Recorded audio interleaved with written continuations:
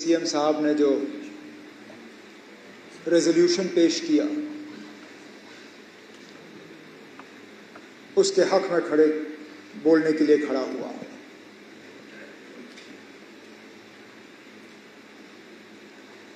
अपनी जगह यकीन नहीं होता कि चंद ही दिन पहले हम इस हाउस में मौजूद थे, बजट पे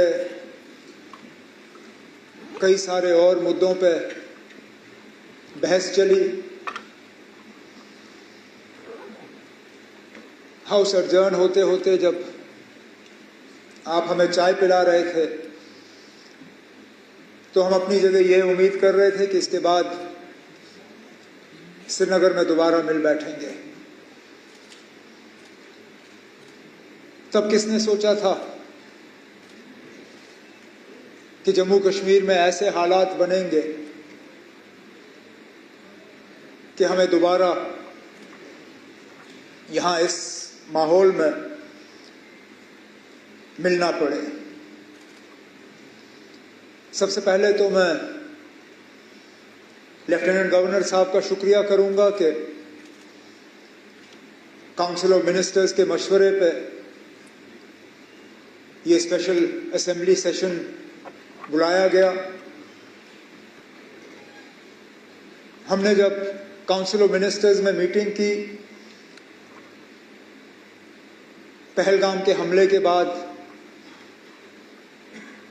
उसकी निंदा करने के लिए, उसकी मजम्मत करने के लिए और उन 26 लोगों के साथ हमदर्दी करने के लिए, उस वक्त ये तय हुआ कि हम ऑनरेबल लेफ्टिनेंट गवर्नर साहब से गुजारिश करेंगे कि वो एक दिन का सेशन बुलाएं। वो इसलिए कि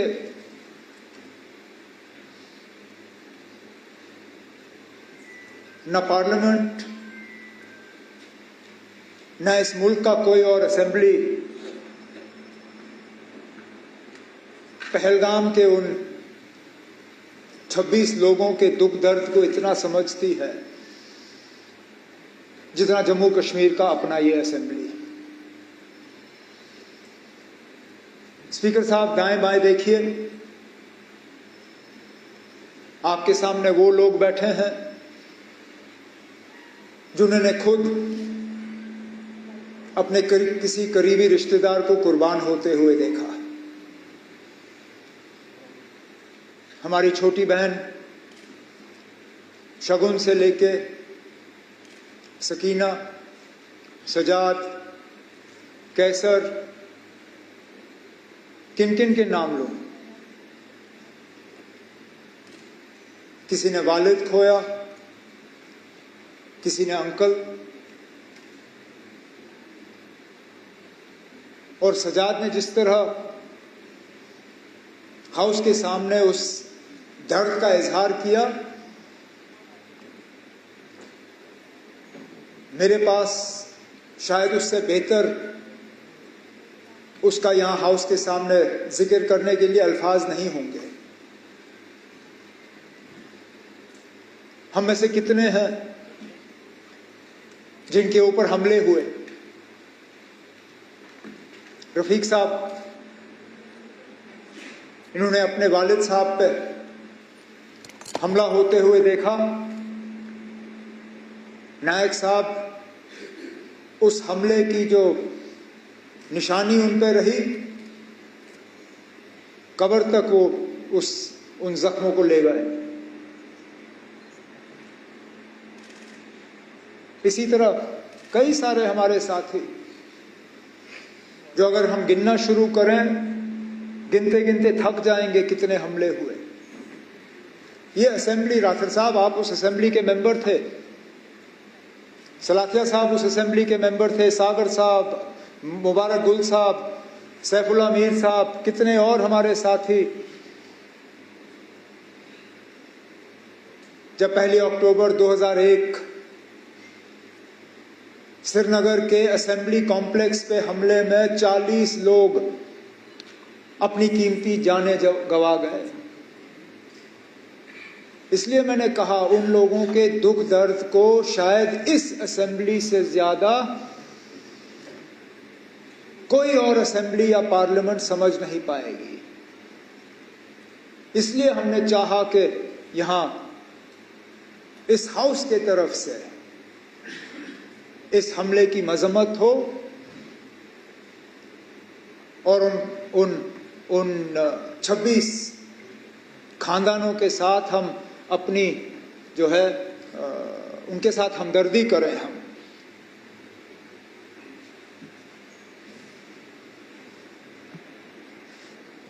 सही कहा सजाद ने, उनके नाम का जिक्र होना चाहिए। मैं चाहूंगा कि जब जो ओरिजिनल आपने ओबिचुरी रेफरेंस मूव की, उनमें जो 26 नाम हैं, लेफ्टिनेंट नेवी के अफसर विनय नरवाल हरियाणा से, एन रामचंद्रन केरला से, दिनेश अग्रवाल छत्तीसगढ़ से, अतुल श्रीकांत मोनी महाराष्ट्र से, नीरज उधवानी उत्तराखंड से यूएई में काम कर रहे थे, समीर गुहा वेस्ट बंगाल से, सुशील नत्याल मध्य प्रदेश से, संजय लेले महाराष्ट्र से, संदीप न्योपानी नेपाल से, बितेन अधिकारी वेस्ट बंगाल से, मंजूनाथ राव कर्नाटक से, दिलीप देसले महाराष्ट्र से, प्रशांत सतपति उड़ीसा से, मनीष रंजन बिहार से, सैयद आदिल हुसैन शाह हापतनाग अनंतनाग जम्मू कश्मीर से, JS चंद्रमौली आंध्र प्रदेश से, मधुसूदन राव कर्नाटका से, संतोष जगदाई महाराष्ट्र से, कस्तूबा गनवोटे महाराष्ट्र से, हेमंत जोशी महाराष्ट्र से, सुधम द्विवेदी यूपी से, भारत भूषण कर्नाटका से, सुमित परमार गुजरात से, यतीश परमार गुजरात से, टेगे हलिंज अरुणाचल प्रदेश से और शैलेश भाई गुजरात से। स्पीकर साहब, उत्तर से लेके दक्षिण, पूरब से लेके पश्चिम, कहाँ अरुणाचल, कहाँ गुजरात, कहाँ जम्मू कश्मीर, कहाँ केरला और बीच की सारी रियासतें, पूरा मुल्क इस हमले के लपेट में आया है। ये सही है स्पीकर साहब, ये पहला हमला नहीं था। हमने कई हमले होते हुए देखे।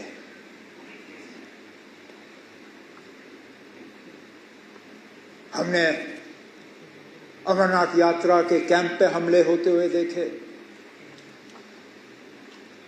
हमने डोडा के मुख्तलिफ गांवों पे हमले होते हुए देखे। हमने कश्मीरी पंडितों के बस्तियों पे हमले होते हुए देखे। हमने सरदारों के बस्तियों पे हमले होते हुए देखे। लेकिन एक बीच का ऐसा वक्त आया था, ये बाईसरन का हमला 21 साल के बाद इतना बड़ा हमला हुआ है सिविलियन।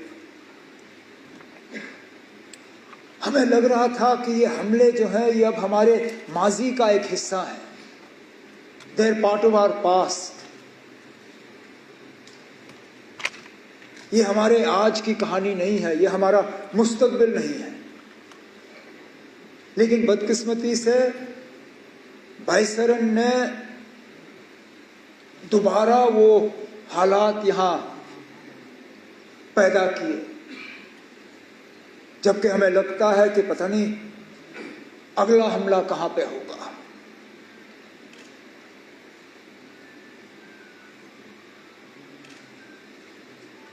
मैं अपनी जगह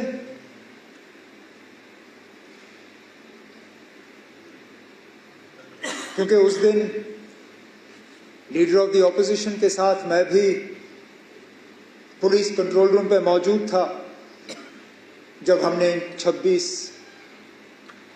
लोगों को वहां पे श्रद्धांजलि पेश की।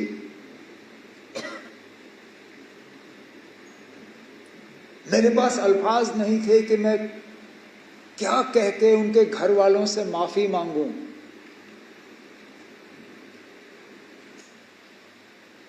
ये जानते हुए कि जम्मू कश्मीर की सिक्योरिटी, जम्मू कश्मीर की सुरक्षा, जम्मू कश्मीर के लोगों की चुनी हुई हुकूमत की जिम्मेदारी नहीं है, लेकिन तब भी यहां के वजीर आला की हैसियत से, यहां की टूरिज्म के मिनिस्टर की हैसियत से मैंने इन लोगों को दावत दी थी यहां आने की। मेजबान होते हुए मेरी जिम्मेदारी थी कि सही सलामत मैं इन्हें यहां से वापस भेजूं। नहीं भेज पाया।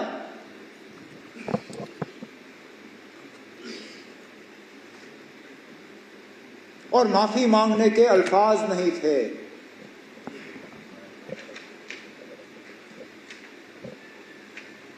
क्या कहता हूं उनको, उन छोटे बच्चों को जिन्होंने अपने वालिद को खून में लपेटा हुआ देखा, उस नेवी अफसर की विधवा को जिनको शादी हुए ही चंद दिन हुए थे,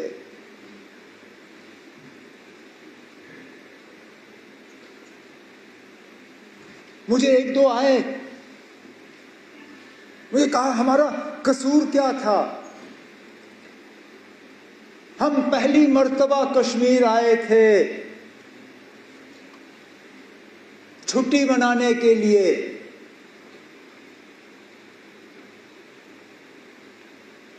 और इस छुट्टी का जिंदगी भर अब हमें खमियाजा भुगतना पड़ेगा।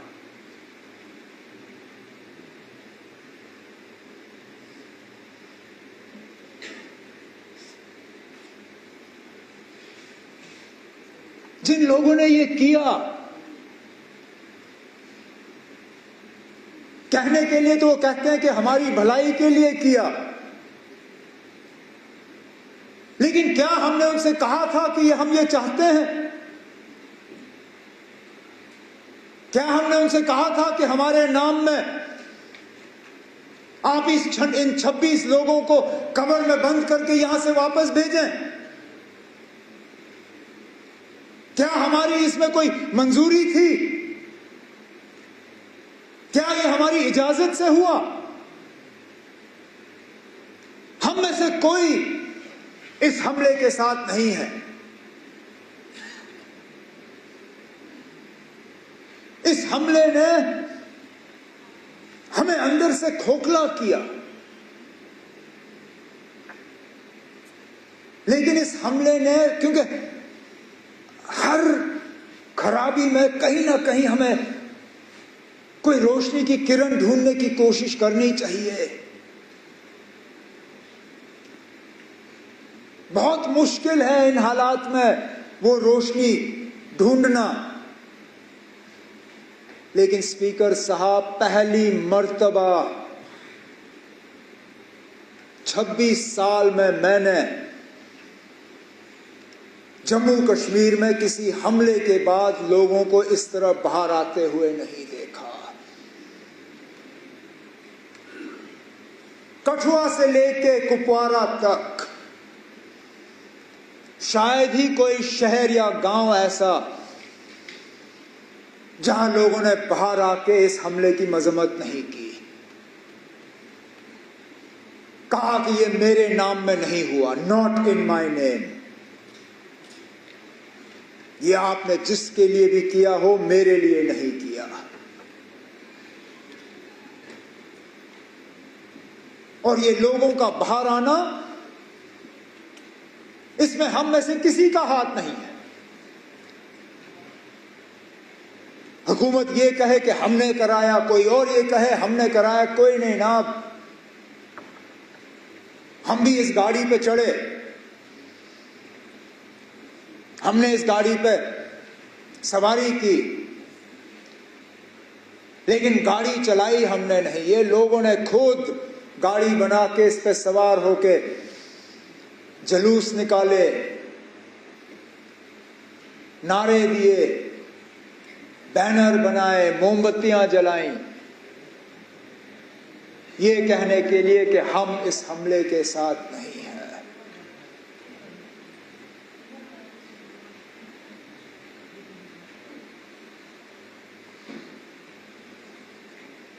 मिलिटेंसी, टेरर, दहशत, आतंकवाद, इसका खात्मा तब होगा जब लोग हमारे साथ होंगे। और ये स्पीकर साहब उस मौके की शुरुआत है। अगर कि हम इस मौके पे एहतियात से कदम जो है लें, हमारे तरफ से कोई ऐसा कदम नहीं उठना चाहिए जिससे कि हम लोगों को अपने से दूर करें। कोई हमारे तरफ से ऐसी बात नहीं होनी चाहिए या कोई एक्शन हमारे तरफ से जिससे ये जो अपने आप में पैदा हुआ इसको कहीं जख्म पहुंचे। क्योंकि सही कहा सजाद ने, हम बंदूक के जरिए मिलिटेंसी को कंट्रोल कर सकते हैं, उसको खत्म नहीं कर सकते। खत्म तब होगा जब लोग हमारे साथ होंगे। और आज लगता है कि लोग अब वहां तक पहुंच रहे हैं। स्पीकर साहब, मस्जिदों में जुमा नमाज से पहले 2-2 मिनट की खामोशी इख्तियार की गई। जामा मस्जिद श्रीनगर, ये शायद बाकी मुल्क में लोग इतना इस चीज को समझेंगे नहीं। आप और मैं समझते हैं ना। हम समझते हैं किसी हमले के बाद उस मस्जिद में 2 मिनट की खामोशी का मतलब क्या है।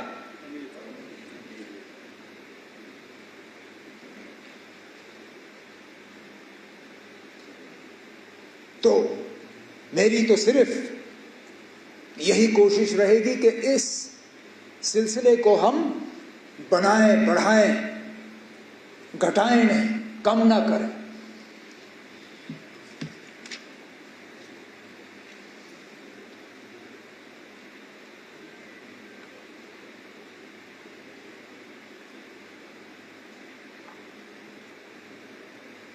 हाफतनार के उस नौजवान आदिल के बारे में क्या कहें। अरे ना, जान की परवाह सबको होती है, लेकिन अपनी जान की फिक्र ना करते हुए टूरिस्टों को, अपने मेहमानों को बचाने के लिए वो अपनी जान की कुर्बानी दे गया। भागता तो कौन उसको कुछ कहता।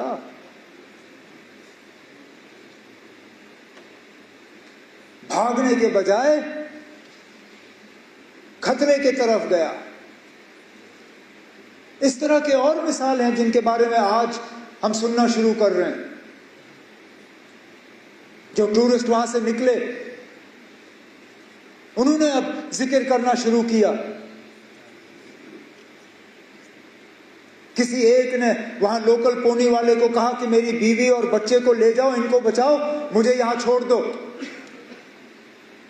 और उसने कहा, मैं ना आपकी बीवी को कुछ होने दूंगा, ना आपके बच्चे को कुछ होने दूंगा, ना आपको कुछ होने दूंगा।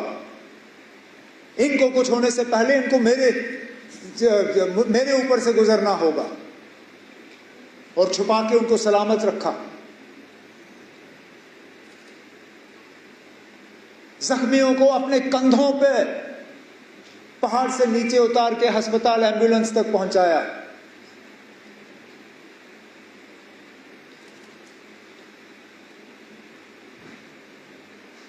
उसके बाद जिस तरह लोकल लोगों ने मदद करने की कोशिश की, गरीब, वो शिकारा वाला जो डल लेक पे फल बेचता है, उसने अपनी किश्ती पे एक छोटा सा बोर्ड लगाया, टूरिस्टों के लिए मुफ्त फ्रूट चाट। अरे ना, वो दिन के 200-300 रुपए कमाने वाला, वो कहता है कोई नहीं, अब ना चले मेरे हफ्ते की कमाई, लेकिन मैं कम से कम अपने मेहमानों को यह एहसास देना चाहता हूं कि हम उनके साथ हैं। वो 3 व्हीलर वाला ने टूरिस्टों को कहा कि अगर आपको हवाई अड्डा पहुंचना है, मैं मुफ्त आपको हवाई अड्डा पहुंचा दूंगा। इसी तरह के टैक्सी वाले, होटल वालों ने अपने कमरे खोले और कहा आप यहां रहिए। जिन्होंने गुलमर्ग छोड़ के, पहलगाम छोड़ के, सोनमर्ग छोड़ के श्रीनगर भाग के आए, जिनके पास रहने की जगह नहीं थी, होटल वालों ने उनको कहा कि हम आपसे पैसा नहीं लेंगे, आप रहिए यहां पे।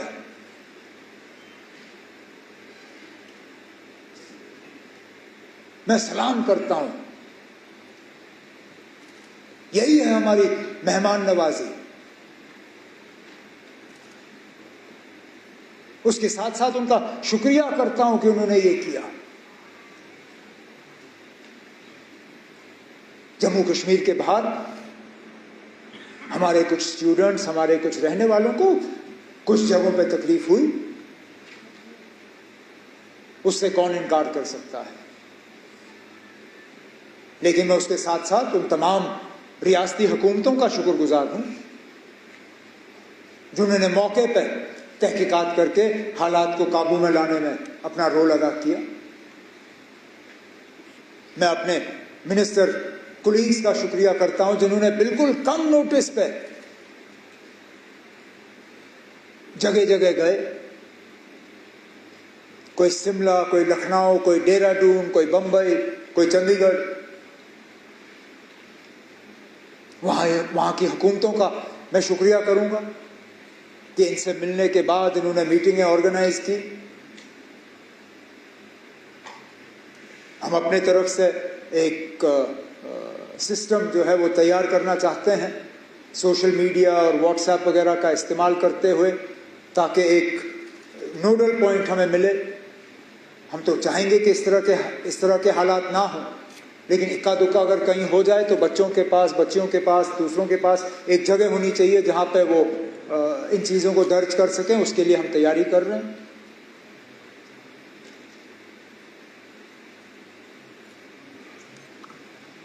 बदकिस्मती से सोशल मीडिया में जहां 90% खबरें जो है वो सही होती हैं, 10% वो भी लोग हैं जो झूठी खबर फैलाने की कोशिश करते हैं। मैं उन्हें कहना चाहता हूं कि अपनी हरकतों से बाज आओ।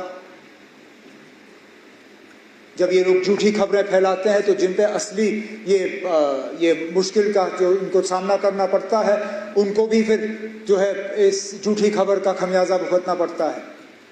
तो हम इन झूठी खबरों को बर्दाश्त नहीं करेंगे, ये मैं उनको वार्न करना चाहता हूं।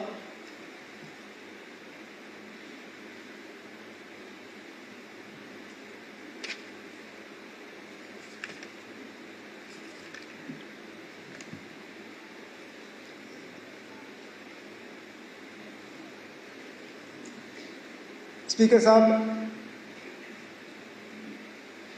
जम्मू कश्मीर की सिक्योरिटी जम्मू कश्मीर के इलेक्टेड हुकूमत की फिलहाल जिम्मेदारी नहीं है,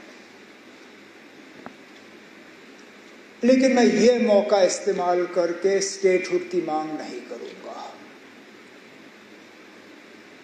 अब मैं किस मुंह से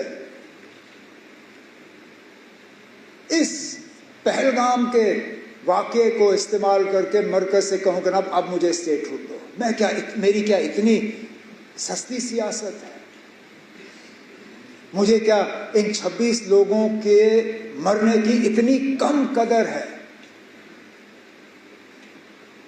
कि मैं अब मरकज से जाके कहूंगा ना चलो 26 लोग मर गए, अब मुझे स्टेटहुड दे दो। स्टेटहुड की बात हमने पहले भी की, आगे भी करेंगे, लेकिन लानत हो मुझ पे अगर मैं आज ये कह के मरकज के पास जाऊं कि ना अब 26 मर गए अब दे दो।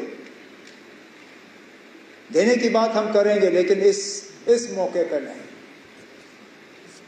इस मौके पे ना कोई सियासत, ना कोई बिजनेस रूल्स, ना कोई स्टेटहुड, ना कुछ और। एक ही चीज ना, इस हमले की कड़ी निंदा और उन 26 लोगों के साथ दिल की गहराइयों से हमदर्दी और ताज़ियत, और कुछ नहीं। ना आज नहीं, टेबल हम किसी और मौके पे थपथपाएंगे, आज नहीं। तो स्पीकर साहब, मैं अपनी बात को इसी चीज पे खत्म करते हुए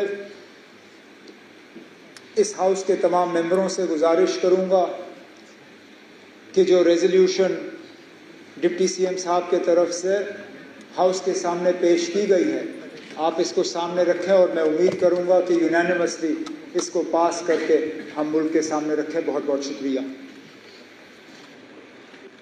जो नाम आपने यहाँ पर पढ़ लिए, इसको हम ओबिचुरी रेफरेंस का हिस्सा बनाते हैं। यकीन जानिए, जब ओबिचुरी रेफरेंस बनाने का मौका आया, सबसे पहला सवाल मेरा ये था कि मुझे नाम बताइए, मगर